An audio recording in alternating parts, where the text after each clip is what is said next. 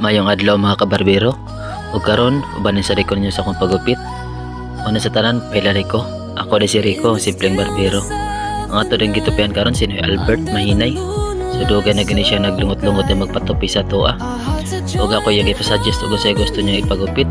Akong gisuggest iya kay may bagay sa shape sa iyong ulo ang mid fade. Ug wala dayon ako langaya, ako nang gamit na dag number 2 clipper guard. Ug pagka man ako nagamit sa number 2 clipper guard, ako na dayon giliningan.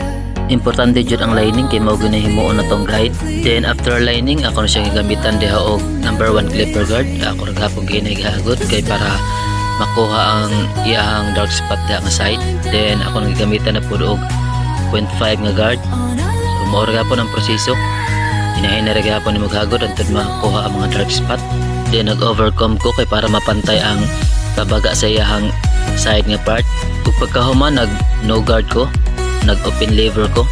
So mao ra gapon ang proseso, ako ra gapon ginaghagod diha para makuha ang agi sa lining. Then after open lever, mag-half lever na sad. Mao ra gapon ang proseso. Ina ra gapon hagod diha kay para makuha ang iyang lining. Then last, ako na siya dihang gi-close lever. Ako ra gapon ginaghagod diha para makuha na jud ang agi sa lining. Ang mid fade ay kay dapat taas siya og transition para angayan kitaon.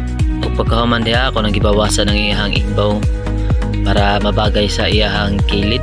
Then dapat mag-iban og buhok, imo jud siya ng bali-balihon para angayan kitaon. Ug mao na iyang gupit nga mid fade. Okay ra jud kayo kitaon no, nabagay sa shape sa iyang ulo. Ug shout out din nimo Noy Albert Mahinay. Salamat sa pagbisita sa ako ang barbershop. Sa katong gusto magpagupit diha, bisita na mo sa ato ang barbershop para ma-appeal mo sa akong daily vlog.